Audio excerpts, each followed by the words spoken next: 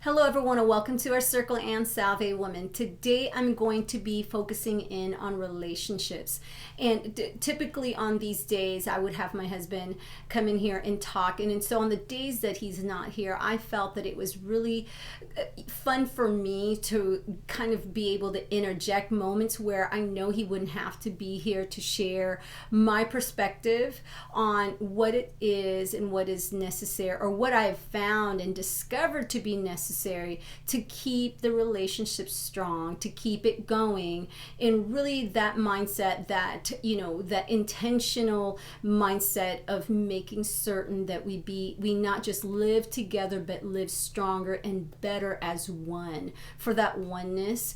And it's so important for me to share these with you, whether you take a little bit of it or hopefully a lot of it. Regardless, moving into that direction of always being positive, into the light, stronger and better relationships. So having said that, the discussion for today is knowing when to bring up a serious conversation, or to have a serious conversation, whatever it may be, that has been nagging at you and you feel like you need to share it with your husband. You've got to know, I at least in my experience know when is the right time to address it. Because when you all of a sudden just start to not examine the atmosphere, or what the day's been like, or what the week's been like, and what type of structure do you want to build from whatever it is that you're going to bring up. Can it be resolved? Will it be resolved under the circumstance that you and your partner are in at that given moment? And now, whether you have children or not, whether you have animals or not, whether you have older family members that you are taking care of, or family members you're taking care of. There's so many components to our lives that really have to make us think, okay, how do we best prepare in addressing a serious, or having a serious conversation, or bringing up a serious issue with my partner at this time, so that there can be some resolution, that I feel like I have released some of it, if not all of it, and that I have gotten some comfort from being able to do so. The very first one is get a feel of the air. When things are already not so good, and you could be in a state like we're in, where we have our 4 seasons, but they're just gloomy days. And there are just days where you feel like, goodness, I don't even want to bring up anything that would be of sadness, that would be somewhat of a negative message. Is this something that I really want to bring up? And it may not be the air, it may not be the weather. It could just be the temperature within the room or your household, where things are so busy, and you just know that adding one more thing to the air would really be constrictive. It would cause everyone to feel like they're not only just struggling for air right now, but now you are suffocating the situation even more. So get very wise with that. Know what the air is like, and be aware of what that is, so that you know how to approach the situation at not just, again, the right time, but just the right feel of that moment. Get the right feel of that moment to address whatever it is that you feel like you need to let out and share with your partner. So that's the first one, is get a feel of the air. The next one is think of how you're going to present it smaller, not bigger.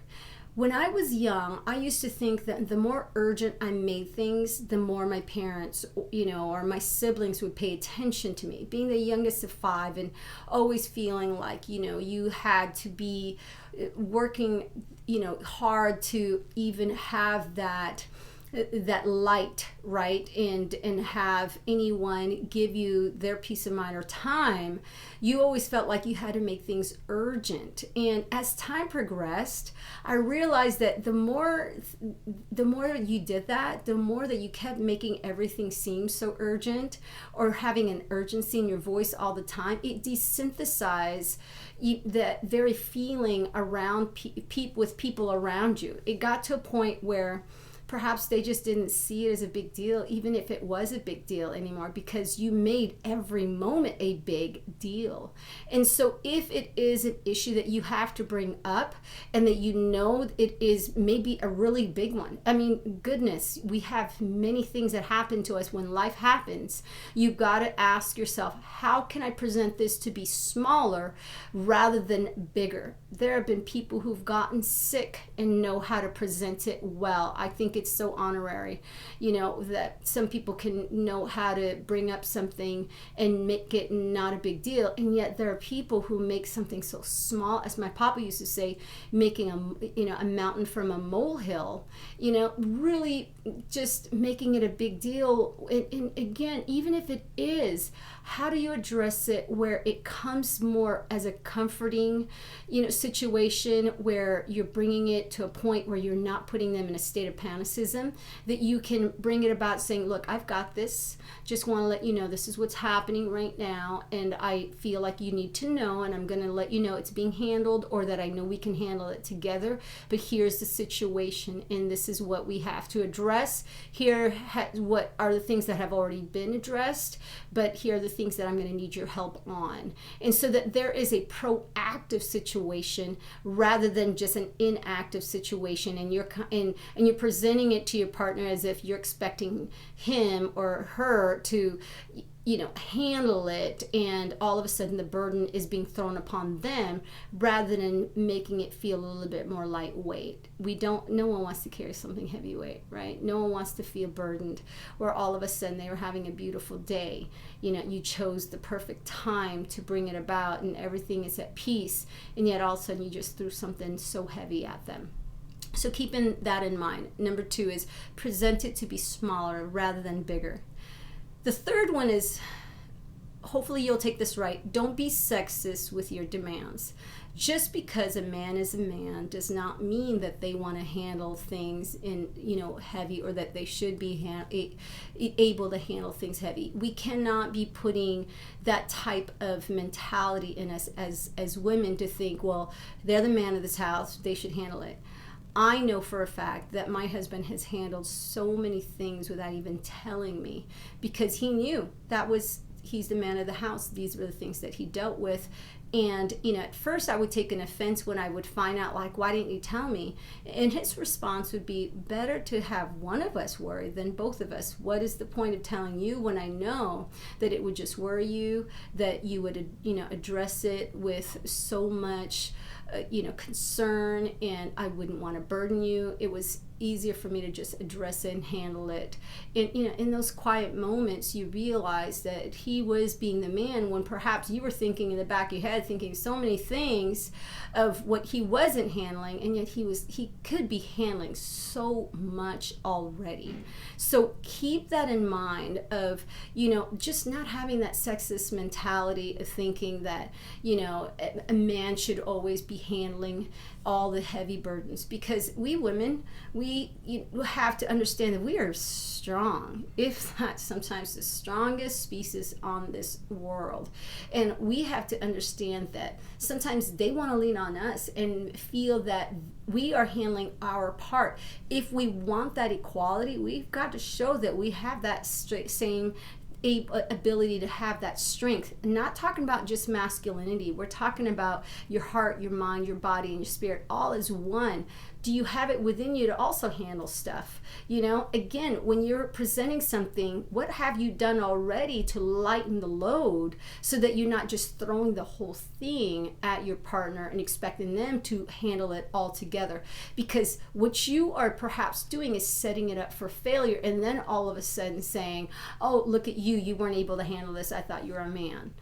That's not, to me, we have to be careful of our expectations. We have to be careful of what we say and, the things that we do, because we could be asking for one thing and yet creating something different. And therefore our outcome, there goes that saying, you reap what you sow. The outcome is going to be quite different than what you had anticipated, and then you're going to act surprised, and then you'll have some negative things to say about it. Think about your cause and effect. And so don't be sexist in your mentality of addressing the situation and thinking, well, this is a man's problem and man should be able to handle this. Do your part as well. You are smart, you are capable, you are strong, you are able-bodied. You can do your part to lighten the load. The next one, the fifth one, is trust his opinion. You may be surprised by the response that you get, and that's hard for me, because I'm more of, when I present something to someone, I'm already expecting them to respond to me in the way that I had anticipated. And I had to learn the hard way. Part of me growing up, definitely in a relationship, is that it is not always going to be what you want to hear.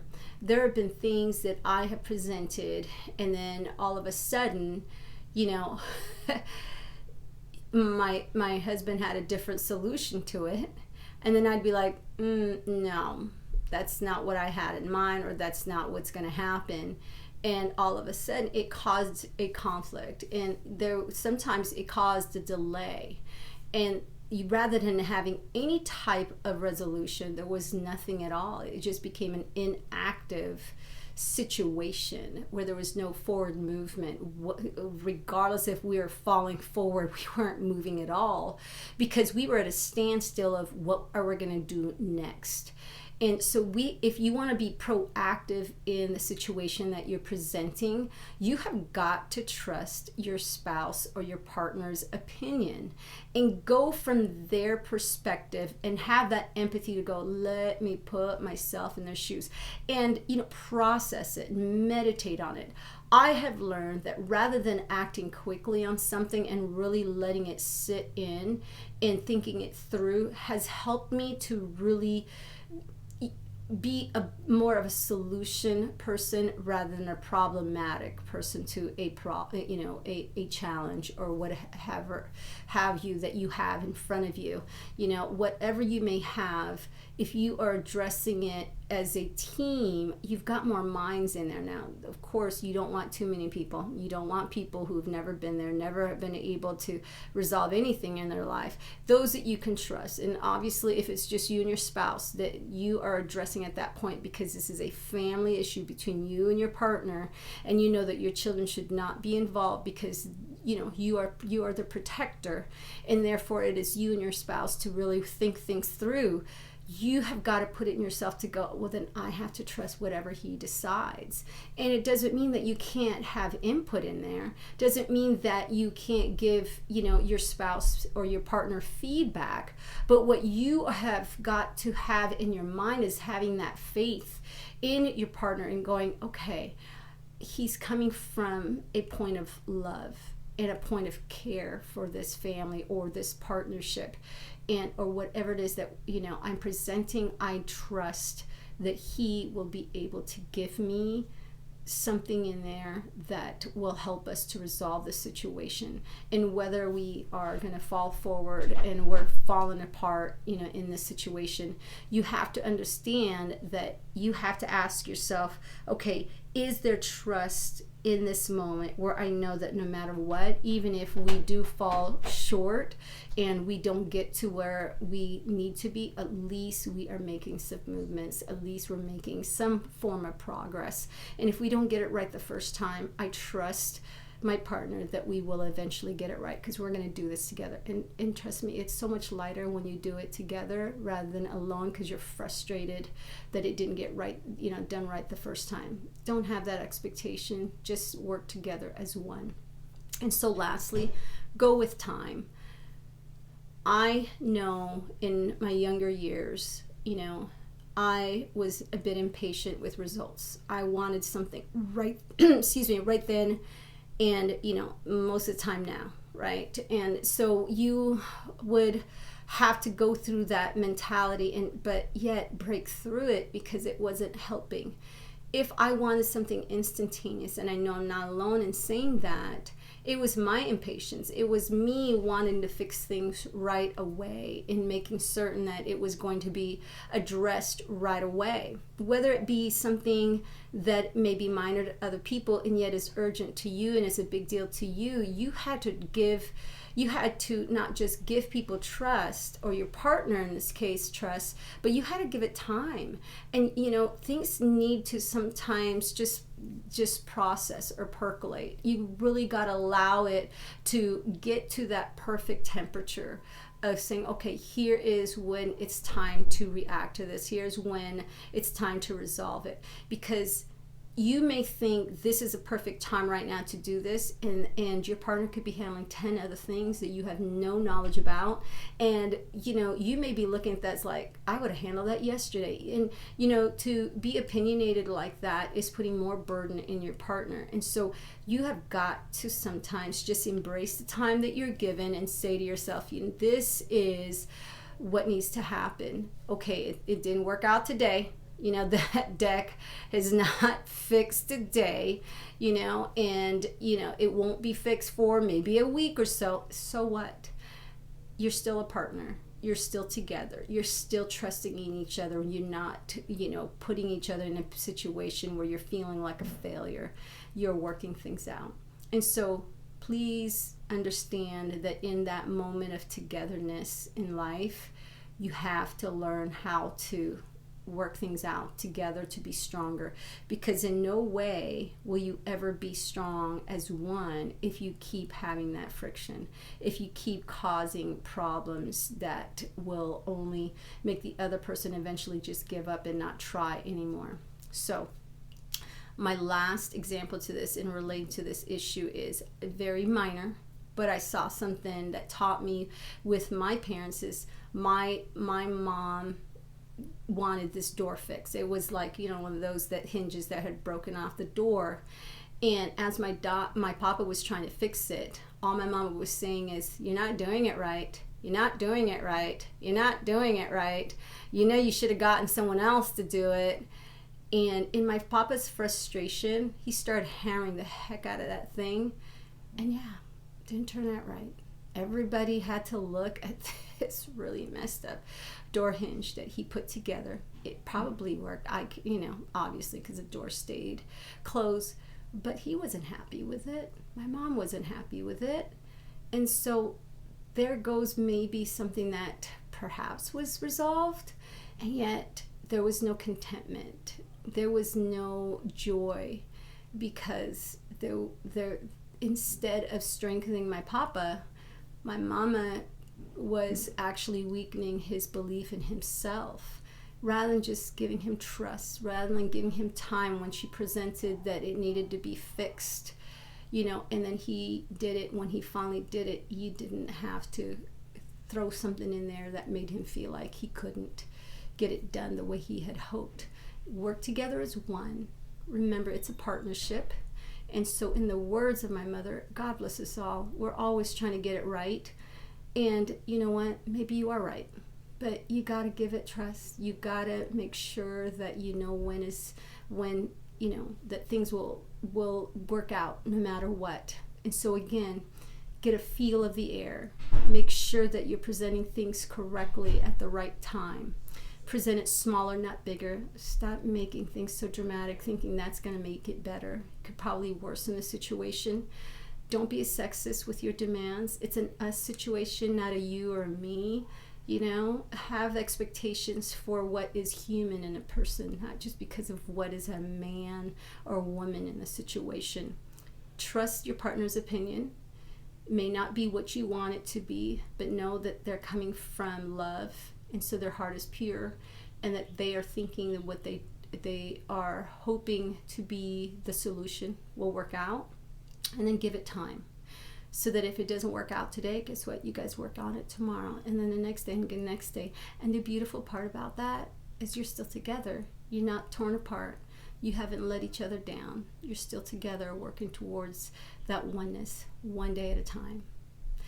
Have a great day, everybody. Let's keep going one moment at a time. Let's keep being stronger. Stay in that light. See you next time.